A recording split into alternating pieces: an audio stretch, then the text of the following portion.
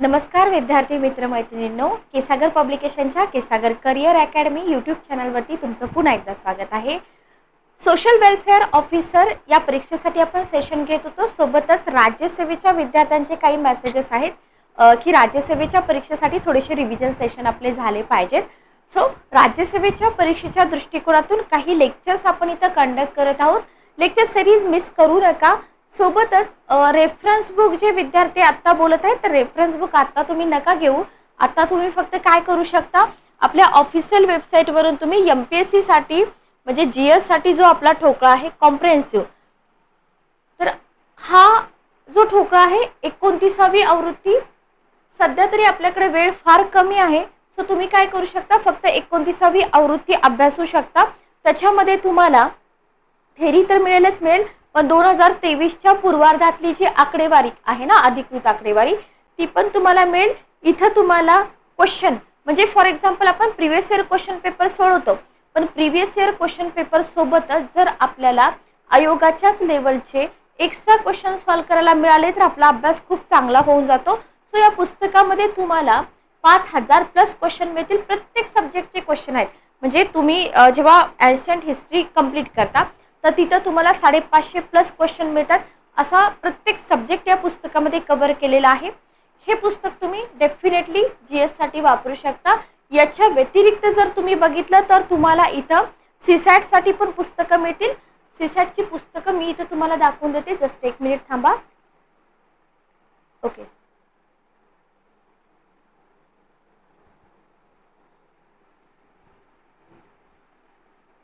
Just एक minute थांबा। Environment ecology,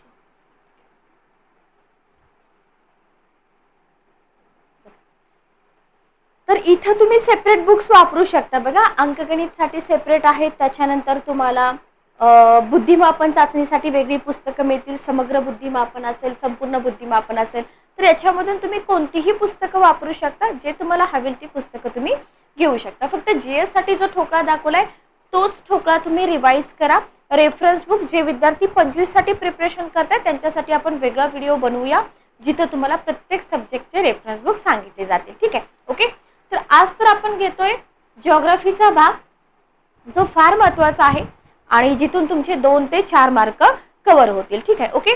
तर युनिट नंबर 2 आहे हे भूगोलातील प्राकृतिक मोजमाप आणि विश्व। आता याच्यामध्ये जर तुम्ही बघितलं तर याच्यामध्ये महत्त्वाचे काय आहे आणि या टॉपिक मधून काय विचारतात, तसं तर ज्यांची रिव्हिजन वगैरे आहे त्यांना माहीतच असेल की इथं आपल्याला काय शिकायचं आहे। जी जिओलॉजिकल टाइम स्केल आहे ना, म्हणजे पृथ्वीच्या उत्पत्तीचे जे 5 कालखंड आहेत ना, तर ते 5 कालखंड आपल्याला इथे शिकायचे आहेत। पृथ्वीच्या उत्पत्तीचे जे 5 कालखंड आहेत ते 5 कालखंड आपल्याला इथे शिकायचे आहेत। जसं की पृथ्वी उत्पत्तीचे सिद्धांत आपल्याला विचारले जातात, तेही आपण बघूया। जर तुम्हाला असं वाटत असेल की पृथ्वी उत्पत्तीचे जे सिद्धांत आहेत, फॉर एक्झाम्पल नेब्युलर हायपोथेसिस वरती क्वेश्चन विचारला होता, तर ते सिद्धांत सुद्धा आपण इथे घेऊया। कारण का प्रत्येक एक्झाम मध्ये 2 मार्काला तुम्हाला पृथ्वी उत्पत्तीच्या सिद्धांतावरती क्वेश्चन असतो। ठीक आहे, ओके। तर याच्यामध्ये बघा, भूगोलाचं प्राकृतिक मोजमाप काय असतं, तर सूर्यकुलाची उत्पत्ती तुम्ही नोट डाऊन करून घ्या। जिओग्राफी मध्ये काय काय विचारलं जातं, सूर्य आणि सूर्यमाला, सिंपल साधा सिंपल टॉपिक दिसतो, पण इथून 2 ते 4 मार्काचे क्वेश्चन कव्हर होतात। लक्षात घ्या, याच्यामध्ये तुम्हाला बिग बँग थेरी असेल, नेब्युलर हायपोथेसिस असेल, म्हणजे पृथ्वी उत्पत्तीचे सिद्धांत विचारले जातात। प्लस जे ग्रह आहेत ना, त्या ग्रहांविषयी इन्फॉर्मेशन आपल्याला विचारली जाते। बेसिक टू मॉडरेट लेवलचा क्वेश्चन तुम्हाला इथं बनतो। तर पृथ्वी उत्पत्ती बरोबर सूर्यकुलाच्या उत्पत्ती बरोबर पृथ्वीची जी उत्पत्ती झाली आहे ना, तो आपल्या एक्झाम मध्ये क्वेश्चन विचारण्याचा मेन पार्ट आहे। आता इथं काय होतं की पृथ्वीची उत्पत्ती झाली बरोबर, मग पृथ्वीचा पृष्ठभाग जो आहे ना तो काय होत गेला, हळूहळू थंड होत गेला। मग ही जी थंड होण्याची क्रिया आहे ना, ही पृथ्वीच्या अंतरंगापेक्षा वेगाने होत गेली। काय होतं माहिती का, जेव्हा जिओग्राफीचा सिलेबस शिकवला जातो डायरेक्ट तुम्हाला पृथ्वीचा अंतरंग हा पहिला टॉपिक घेतला जातो, पण हे चुकीचं आहे। त्याच्या आधी तुम्हाला सूर्यकुल म्हणजे काय, सूर्यकुलाची उत्पत्ती, पृथ्वीची उत्पत्ती आणि त्याच्यानंतर पृथ्वीची उत्पत्ती झाल्यानंतर पृथ्वीचा अंतरंग कसा आहे हे तुम्ही इथे शिकलं पाहिजे, बरोबर।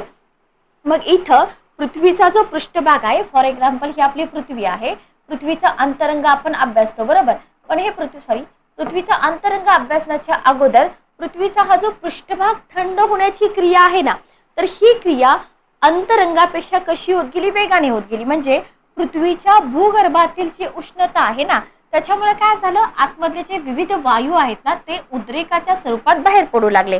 आणि या ज्या क्रिया होत्या घडणाऱ्या, याच्यामध्ये जर तुम्ही बघितलं तर गुरुत्वाकर्षण आणि वायूमुळे काय झालं, आपण इथं म्हणतोय वातावरणाची निर्मिती झाली बरोबर. ॲटमॉस्फिअर हा टॉपिक मी तुम्हाला याच्या आधीही घेतला होता, पण प्रिलियमच्या दृष्टिकोनातून आता काय महत्त्वाचं आहे ते तुम्ही इथं बघा. आता इथे बघा, जसजसा पृथ्वीचा पृष्ठभाग थंड होऊ लागला त्या गतीनं काय झालं, पृथ्वीवरती कवच निर्माण झालं, शिलारस वगैरे आपण अभ्यासतो. ओके. आणि म्हणजे पृथ्वीचा हा जो कवच निर्माण होण्याची जी गती आहे ना, ही फास्ट आहे का नाही, ही कशी आहे, स्लो आहे बरोबर. मग हा पृथ्वीचा बराच पृष्ठभाग गाळाच्या खडकांनी बनलेला आहे, लक्षात ठेवा बरं का. म्हणजे मोस्ट ऑफ जो भाग आहे ना तो गाळाच्या खडकाने बनलेला आहे. ओके. मग पृथ्वीचा पृष्ठभाग थरांचा बनलेला आहे, म्हणजे लेयर्स आहेत त्याच्यावरती, आणि या थरामध्ये आपल्याला प्राण्यांचे आणि वनस्पतींचे अवशेष सापडतात का, सापडतात. आणि या सापडलेल्या अवशेषाच्या अभ्यासावरून पृथ्वीच्या जन्मापासून ते आजपर्यंत जे कालखंड पडतात ना, हे भूगर्भशास्त्रज्ञांनी शोधून काढलेले आहेत. यालाच आपण जिओलॉजिकल टाइम स्केल म्हणतो. आणि याच्यावरती आयोगाचे क्वेश्चन आत्ता येतात. म्हणजे UPSC मध्ये हे क्वेश्चन आले तर MPSC मध्ये पण पुढे हे क्वेश्चन विचारले जातात. ठीक आहे. आता इथं जर आपण बघितलं तर पृथ्वी उत्पत्तीचे किती कालखंड आहेत, पृथ्वी उत्पत्तीचे 5 कालखंड आहेत, आणि हे 5ही कालखंड आपल्याला इथं डिटेलमध्ये शिकायचे आहेत. ठीक आहे. ओके. चला बघा कोणकोणते कालखंड आहेत. पहिला कालखंड आहे प्री कॅम्ब्रियन कालखंड. सिक्वेन्स आहे असा ठेवा. सिंपल जर क्वेश्चन आला तर या कालखंडाचा क्रम लावा असा सुद्धा क्वेश्चन तुम्हाला येऊ शकतो. म्हणजे तुम्हाला प्री कॅम्ब्रियन कालखंड, पॅलोझॉइक कालखंड, मेसोझॉइक कालखंड, निओझॉइक कालखंड आणि क्वाटर्नरी कालखंड असा शफल करून देतील, आणि याचा क्रम लावा असा क्वेश्चन तुम्हाला विचारला जाऊ शकतो. तर सुरुवातीला आहे प्री कॅम्ब्रियन, नंतर आहे पॅलोझॉइक, नंतर आहे मेसोझॉइक, नंतर आहे निओझॉइक आणि त्याच्यानंतर आहे क्वाटर्नरी कालखंड. ठीक आहे. ओके. आता हा प्री कॅम्ब्रियन कालखंड काय आहे याच्याबद्दल आपण थोडक्यात इन्फॉर्मेशन बघूया, कारण का क्वेश्चन पेपरची जर लेवल तुम्ही बघितली डिफिकल्ट होत आहे. सेपरेटली तुम्हाला प्रत्येक कालखंडावरती इथं क्वेश्चन विचारला जाऊ शकतो. बघा, प्री कॅम्ब्रियन काळापासून भूगर्भशास्त्रीय मापनाला जर आपण बघितलं तर आपण म्हणू शकतो इथं खऱ्या अर्थानं सुरुवात झालेली आहे. ठीक आहे. भूगर्भशास्त्रीय मापनाला कोणत्या काळापासून सुरुवात झाली, प्री कॅम्ब्रियन काळापासून. ठीक आहे. ओके. पृथ्वीच्या खडकाचे बाह्य घन तयार झाल्यापासून ते कॅम्ब्रियन काळापर्यंतचा हा काळ धरला जातो. म्हणजे याच्यामध्ये कोणता टाइम पिरियड धरला जातो बघा, पृथ्वीचा जो पृष्ठभाग आहे ना तो घन तयार होण्यापासून किंवा झाल्यापासून ते कॅम्ब्रियन काळापर्यंतचा हा जो काळ आहे याला आपण प्री कॅम्ब्रियन कालखंड म्हणतो बरोबर. आता इथं जर आपण बघितलं तर या काळामध्ये स्फटिकमय, अग्निजन्य आणि रूपांतरित खडक निर्माण झाले. क्वेश्चन तुमचा बनतो, खालीलपैकी कोणत्या काळामध्ये स्फटिकमय, अग्निजन्य आणि रूपांतरित खडक निर्माण झाले. ऑप्शन काय असतात बघा, प्री कॅम्ब्रियन कालखंड, पॅलोझॉइक कालखंड, मेसोझॉइक आणि निओझॉइक बरोबर. तर इथं तुमचं उत्तर काय असेल, तुमचं उत्तर असेल प्री कॅम्ब्रियन कालखंड. पण ही थेरी जर आपण वाचलेली असेल तरच याची उत्तर आपल्याला येणार आहेत बरोबर. नेक्स्ट बघा, आता इथं काय म्हटलंय तुम्हाला की कॅम्ब्रियन काळापर्यंत हा काळ धरला जातो आणि आजही आढळून येतात. तुम्हाला हे अग्निजन्य आणि रूपांतरित खडक जे आहेत ना हे तुम्हाला आजही इथं आढळून येतात. विविध खनिजांनी समृद्ध आहेत. भारताचे द्वीपकल्प याच खडकाचे बनलेले आहे. क्वेश्चन बनतो तुमचा इथं. भूशास्त्रीय रचना हा सुद्धा टॉपिक आपला इम्पॉर्टंट आहे. तिथं आपण सगळ्या खडकांची इन्फॉर्मेशन बघतो. आता हा जो कालखंड आहे की नाही प्री कॅम्ब्रियन कालखंड, या कालखंडामध्ये जर तुम्ही बघितलं तर पृथ्वीवरील हवामान अत्यंत उष्ण होतं. त्याच्यामुळं मानव, प्राणी, वनस्पती यांची वाढ होणं शक्यच नव्हतं. म्हणजे कोणत्या कालखंडामध्ये पृथ्वीचं हवामान अत्यंत उष्ण होतं. मग उष्ण असल्यामुळे काय झालं, उष्ण असल्यामुळे तिथं मानव, प्राणी आणि वनस्पती यांची वाढ होणं शक्य होतं का, अजिबात नाही. ठीक आहे. ओके. आणि याच काळामध्ये भूकंप आणि ज्वालामुखीचा प्रचंड उद्रेक होत गेला. याच काळामध्ये तुम्हाला ग्रॅनाइट आणि नीस या पृथ्वीवरील मुख्य खडक तयार झालेले दिसून येतात. आणि याच्यामध्ये तुम्हाला सोने आणि लोखंड या धातूंचा फार मोठ्या प्रमाणामध्ये साठा दिसून येतो आणि प्री कॅम्ब्रियन कालखंडामध्ये समुद्रामध्ये फक्त समुद्री वनस्पती हाच सजीव सृष्टीचा प्रकार होता. किती सारे पॉइंट आहेत बघा. जर तुम्हाला प्री कॅम्ब्रियन कालखंडावरती स्पेसिफिक क्वेश्चन विचारला तर तुम्हाला एवढे सगळे पॉइंट्स काय आहेत ते लक्षात ठेवावे लागतील. ठीक आहे. ओके. तर समुद्रामध्ये जर तुम्ही बघितलं तर समुद्री वनस्पती सजीव सृष्टीचा प्रकार होता. ठीक आहे. मग जमिनीवरची जर कंडिशन आपण बघितली तर जमिनीवरची कंडिशन काय होती बघा. जस्ट एक मिनिट थांबा. जमिनीवर जर तुम्ही बघितलं तर जमिनीवर कोणत्याही प्रकारचे सजीव प्राणी होते का हे आपल्याला इथं माहित पाहिजे. तर कोणत्याही प्रकारचे वनस्पती आणि सजीव प्राणी जमिनीवरती नव्हते. कोणत्या कालखंडामध्ये? प्री कॅम्ब्रियन कालखंडामध्ये. लक्षात ठेवा. ठीक आहे. या कालखंडामध्ये लॉरेन्शियन्स, गोंडवाना, सायबेरियन आणि बाल्टिक भूखंडाची निर्मिती झाली. लक्षात ठेवा. कोणत्या कालखंडामध्ये लॉरेन्शियन्स, गोंडवाना, सायबेरियन आणि बाल्टिक भूखंडाची निर्मिती झाली असा क्वेश्चन जर तुम्हाला विचारला तर तुम्हाला माहिती पाहिजे की प्री कॅम्ब्रियन कालखंडामध्ये. ठीक आहे. ओके. क्लिअर. नेक्स्ट बघा. नेक्स्ट आहे पॅलोझाईक कालखंड. इथं जर आपण बघितलं या कल्पामध्ये किंवा या कालखंडामध्ये 2 पर्वत निर्माणकारी हालचाली घडल्या. त्यांना आपण काय म्हणतो? कॅलेडोनियन आणि हर्सिनियन हालचाली. ठीक आहे. याच्यावरती अजूनपर्यंत आयोगाने क्वेश्चन विचारला नाही. पण जर तुम्हाला आत्ताच्या एक्झाम मध्ये असा काहीतरी नवीन क्वेश्चन दिसला कॅलेडोनियन आणि हर्सिनियन हालचाली म्हणजे काय किंवा या हालचाली कोणत्या कालखंडामध्ये घडून आल्या तर तो कालखंड आहे पॅलोझाईक कालखंड. ठीक आहे. या कालखंडामध्ये काय झाले? हाडे नसलेली प्राणी जन्माला आली. ठीक आहे. ज्याच्यामध्ये शेल होते, स्लेट होते किंवा गोटी खडक, पंकाश्म हे गाळाचे खडक सुद्धा निर्माण झाले. जसं की तुम्हाला इथं हाडे नसलेले प्राणी दिसले. याच्या व्यतिरिक्त खडक कोणते होते या कालखंडामध्ये? शेल, स्लेट, गोटी खडक आणि पंकाश्म. ठीक आहे. ओके. क्लिअर. आणि या कालखंडामध्ये तुम्हाला युरोप आणि उत्तर अमेरिकेतील लोह आणि सोने यांच्या खाणी आढळून येतात या कालखंडामध्ये. ठीक आहे. ओके. क्लिअर. आता हा जो कल्प आहे ना पॅलोझाईक कालखंड, लक्षात घ्या हा खूप मोठा भाग आहे. याचा अभ्यास व्यवस्थित करावा लागेल. तर या कालखंडामध्ये किंवा या कल्पामध्ये 6 कालखंड आहेत पुन्हा. ओके. लक्षात आलं. याच्यामध्ये कॅम्ब्रियन कालखंड बघा. कॅम्ब्रियन कालखंड, प्री कॅम्ब्रियन आपण बघितला, पॅलोझाईक आपण बघतोय. पॅलोझाईक मध्ये पुन्हा आपण 6 कालखंड बघतोय. तर लक्षात घ्या. आता याच्यामध्ये जर आपण कॅम्ब्रियन कालखंड बघितलं तर या कालखंडामध्ये काय घडलं? फॅक्च्युअल पॉइंट्स लक्षात ठेवा. आयोग क्वेश्चन विचारतं. तर या कालखंडामध्ये पृथ्वीवरचा बराच पृष्ठभाग किंवा सागर पाण्याखाली झाकला गेलेला आपल्याला दिसून येतो. पहिला मुद्दा लक्षात घ्या. विस्तृत थराचे खडक निर्माण होऊ लागले. कोणत्या कालखंडामध्ये? कॅम्ब्रियन कालखंडामध्ये. ठीक आहे. नेक्स्ट बघा. या कालखंडामध्ये भूपृष्ठाच्या रचनेमध्ये किंवा भूपृष्ठाच्या खालच्या भागात चुनखडीचे खडक, त्याच्यावर वाळूचे खडक, शेल खडक आणि पृष्ठभागावरती पुन्हा चुनखडीचे पातळ थर तयार होत गेले. पण हा भाग तुम्हाला विचारणार नाही, इतकं कॉम्प्लिकेटेड विचारत नाही. ठीक आहे. ओके. क्लिअर. आणि या कालखंडामध्ये निर्माण झालेल्या गाळाच्या खडकामध्ये वनस्पती आणि प्राण्याचे जीवाश्म आढळून आलेले आहेत. याच्यावरती मात्र क्वेश्चन विचारला जातो. म्हणून या काळाला सजीव सृष्टी निर्मितीचा प्रारंभीचा कालखंड. Very very important. हे फक्त लक्षात ठेवा. बाकीचं काही नाही लक्षात ठेवलं तरी चालेल की कोणत्या कालखंडाला सजीव सृष्टी निर्मितीचा प्रारंभीचा कालखंड म्हणून ओळखला जातो. ठीक आहे. ओके. क्लिअर.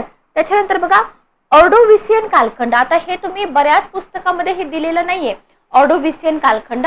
तर काय आहे हा ऑर्डोव्हिसियन कालखंड? इथं बघा. इथं जर बघितलं तर भूपृष्ठावरती महासागराचे मोठ्या प्रमाणावरती आक्रमण होतं या कालखंडामध्ये. ठीक आहे. ओके. आता याच्याबरोबर ज्वालामुखी, भूकंप यासारख्या घडामोडी अधिक प्रमाणात होऊ लागल्या. प्री कॅम्ब्रियन कालखंड अथवा प्री कॅम्ब्रियन कालखंडामध्ये ज्वालामुखी आणि अशा घटना होत्या का? होत्या. बरोबर. मी तुम्हाला एक्सप्लेन केलं होतं. इथंही तुम्हाला या घटना दिसून येतात. आता इथं काय झालं बघा. पण इथं मोठ्या प्रमाणावर होत्या आणि ज्वालामुखीचा जो उद्रेक झाला तिथून बाहेर पडणारे घनरूप पदार्थ कुठे साठत गेले? सागर तळामध्ये साठत गेले. ठीक आहे. इथलं जर वैशिष्ट्य तुम्ही बघितलं तर हे जे घन पदार्थ आहेत ना हे सागर तळावर साठत गेले आणि तिथून कशाची निर्मिती झाली? तिथून सागरी गवत उगवायला सुरुवात झाली आणि या कालखंडातील हालचालीमुळे उत्तर अमेरिकेतील भूकवचाचा काही भाग उंचावला, पर्वत निर्माण झाले, उदाहरणार्थ उटाह आणि नेमार पर्वत. ठीक आहे, ओके क्लिअर. नेक्स्ट बघा सिल्युरियन कालखंड. आता हा सिल्युरियन कालखंड काय आहे बघा. या कालखंडामध्ये काय झालं, या कालखंडामध्ये पृथ्वीवर सागरामध्ये माशांची निर्मिती झाली. ठीक आहे, कोणत्या कालखंडामध्ये, सिल्युरियन. जमिनीवर वनस्पतींची निर्मिती होऊ लागली आणि जेलीफिश सारख्या हाडे नसलेल्या प्राण्याची वाढ अधिक प्रमाणात झाली. श्वासोच्छ्वास करणाऱ्या प्राण्यांची निर्मिती कोणत्या कालखंडामध्ये झाली, सिल्युरियन कालखंडामध्ये झाली. छोटे छोटे क्वेश्चन असतात, विचारले जातात. ठीक आहे. त्याच्यानंतर आहे डेओनियन कालखंड. डेओनियन कालखंड काय आहे बघा. या कालखंडामध्ये ज्वालामुखी आणि ज्या पर्वत निर्माणकारी हालचाली होत्या ना, त्या कशा झाल्या, मोठ्या प्रमाणावर घडल्या. म्हणजे आधी पण होत होत्या पण इथं मोठ्या प्रमाणावर घडल्या. त्याच्यामुळे काय झालं, परिणाम पर्वत श्रेण्या निर्माण झाल्या. उत्तर अमेरिकेमध्ये जर तुम्ही बघितलं तर अग्निजन्य खडकात वलीकरण प्रक्रिया घडून आली. जिओमॉर्फॉलॉजीचा भाग लक्षात ठेवा व्यवस्थित. आणि इथं सागराचं जमिनीवरचं आक्रमण जे आहे ना ते पुन्हा वाढत गेलेलं दिसून येतं. समुद्रामध्ये प्राणी जीवन जे होतं ते अस्तित्वात येऊ लागलं. हे या कालखंडाचं वैशिष्ट्य आहे. ठीक आहे, ओके. सिल्युरियन डेओनियन कालखंड व्यवस्थित लक्षात ठेवा. जर तुम्ही हा भाग फर्स्ट टाइमच करत असाल तर तुम्हाला हे काहीच नाही समजणार. मल्टिपल टाइम रिव्हिजन तुम्हाला करावंच लागेल. ठीक आहे, ओके. नेक्स्ट आपण बघतोय कार्बोनिफेरस कालखंड. हा थोडासा सोपा आहे कारण का याच्या आधी एक्झाम मध्ये क्वेश्चन आलेले आहेत त्याच्यावरती. कार्बोनिफेरस कालखंड. ठीक आहे, ओके. बघा कोणत्या कालखंडामध्ये पृथ्वीवरती कोळशाची निर्मिती झाली. ठीक आहे, कोळशाची निर्मिती झाली कोणत्या कालखंडामध्ये, तर कार्बोनिफेरस कालखंडामध्ये. ओके. या युगाला वॉल्सहम असं म्हटलं जातं. याला करा व्हॅल्यू ॲडिशन. ओके. त्यावेळी पृथ्वीवरील हवामान कसं होतं, उष्ण आणि दमट होतं या कालखंडामध्ये. त्याच्यामुळे काय झालं, उष्ण आणि दमट कालखंडामुळे इथं आपल्याला जंगलांची वाढ झालेली दिसून येते. ठीक आहे, ओके. पण हे काही काळ टिकलं. पृष्ठभागावरती समुद्रानं आपलं अस्तित्व, आपण बघितले की समुद्राचं अतिक्रमण होत होतं. जेवढे कालखंड आपण बघितले तर अस्तित्व गाजवलं आणि दाट जंगल जे होते ना ते आपल्याला इथं समुद्रामध्ये बुडालेले दिसून येतात. ठीक आहे. मग समुद्रात बुडालेल्या याच्यावरती वनस्पतीवर मातीचे थर आणि गाळाचं संचयन आपल्याला दिसून येतं आणि मग त्याच्यामुळे काय झालं, वनस्पती आत कुजल्या गेल्या आणि पृथ्वीच्या अंतर्गत उष्णता जी आहे ना तर त्या उष्णतेचा परिणाम याच्यावरती होतो आणि त्याचं कोळशामध्ये रूपांतर होतं. बरोबर. म्हणजे जमिनीवर प्रथम सरपटणारे प्राणी कोणत्या काळामध्ये निर्माण झाले हा जसा क्वेश्चन बनला तसं इथेही तुमचा क्वेश्चन बनतो. जास्त काही इथून तुम्हाला विचारणार नाही, 2 ते 3 क्वेश्चन इथून तुमचे बनतात. ठीक आहे, ओके क्लिअर. चला नेक्स्ट बघा पर्मियन कालखंड. इथं हवामान उष्ण व कोरडे. बघा इथं उष्ण आणि दमट होतं, इथं उष्ण आणि कोरडं आहे. इथं काय झालं, युरोपातील पर्वत आणि अमेरिकेतल्या निर्मितीचे श्रेय दिलं जातं या कालखंडाला. या कालखंडाचं वैशिष्ट्य काय होतं बघा, इथं तुम्हाला कोरडं हवामान दिसतंय, पाठीमागं तुम्हाला दमट हवामान दिसत होतं. तर इथं सूचीपर्णी वृक्षाची दाट जंगलं, सरपटणाऱ्या प्राण्यांचा विकास तुम्हाला या पर्मियन कालखंडामध्ये दिसतो. इथं तुम्हाला भूपृष्ठावरील प्राण्यांची वाढ आणि प्रचंड आकाराचे कासव दिसून येतात. स्पेसिफिक वैशिष्ट्य विचारलं जातं. आणि या कालखंडामध्ये पृथ्वीवरील केलोनियन, हर्सियन आणि अतिप्राचीन काळातील पर्वत निर्माणकारी हालचालीपासून युरोप, अमेरिका, आशिया आणि ऑस्ट्रेलियातील पर्वतांची निर्मिती झालेली दिसून येते. इतकं काही अवघड तुम्हाला विचारणार नाहीत. एखादं स्पेसिफिक वैशिष्ट्य तुम्ही लक्षात ठेवलं तरी चालून जाईल. ठीक आहे, ओके. नेक्स्ट बघा मेसोझोइक कालखंड. मेसोझोइक कालखंडाचं काय लक्षात ठेवायचं आहे वैशिष्ट्य तुम्हाला, इथं तुम्हाला डायनासोर सारखे जे सरपटणारे प्राणी होते ना ते अधिक विकसित झालेले दिसून येतात आणि याच कल्पाच्या शेवटी ते नष्ट पण झाले, लक्षात घ्या. आणि मग इथून पुढे सस्तन प्राण्याचा उदय होऊ लागला. या कल्पामध्ये पण तुम्हाला 3 कालखंड दिसतात. ओके, ट्रियासिक, ज्युरासिक आणि क्रेटेशियस. ठीक आहे. आता ट्रियासिक मध्ये जर बघितलं तर इथं हवामान उष्ण आणि कोरडच दिसून येतं. पण इथं तुम्हाला अत्यंत लहान आकाराचे डायनासोर उत्पन्न झालेले दिसतात. ठीक आहे. ज्युरासिक 64 दशलक्ष वर्षापर्यंत 37 हे करू नका, हे विचारत नाही. ठीक आहे. फ्रान्स मधील जुरा पर्वत कोणत्या काळात निर्माण झाला, ज्युरासिक नावानं लक्षात येतं. बरोबर, म्हणून याला ज्युरासिक म्हटलं जातं. इथं हवामान कसं झालं, सौम्य आणि आर्द्र झालं हवामान, लक्षात ठेवा. इथं जर तुम्ही बघितलं तर इथे सरपटणाऱ्या प्राण्यांची संख्या खूप मोठ्या प्रमाणावर वाढलेली आपल्याला दिसून येते. आणि त्याच्यानंतरचा जो कालखंड आहे क्रेटेशियस, याचा अर्थ काय बघा, क्रेट याचा अर्थ काय, खडू, बरोबर. खडूचे खडक मोठ्या प्रमाणावर तयार झाले म्हणून याला क्रेटेशियस कालखंड असं म्हटलं गेलेलं आपल्याला इथं दिसून येतं. ठीक आहे, ओके. चला नेक्स्ट बघा, जस्ट एक मिनिट थांबा. साधा सिंपल क्वेश्चन येतो की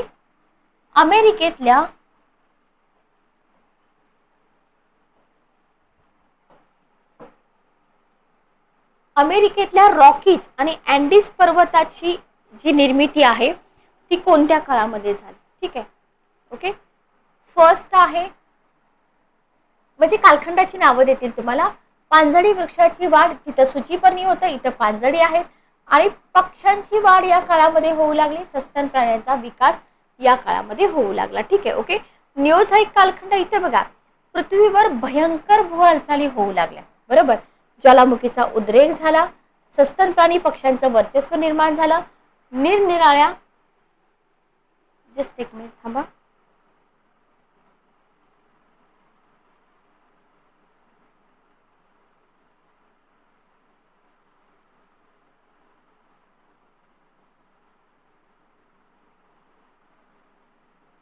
ओके,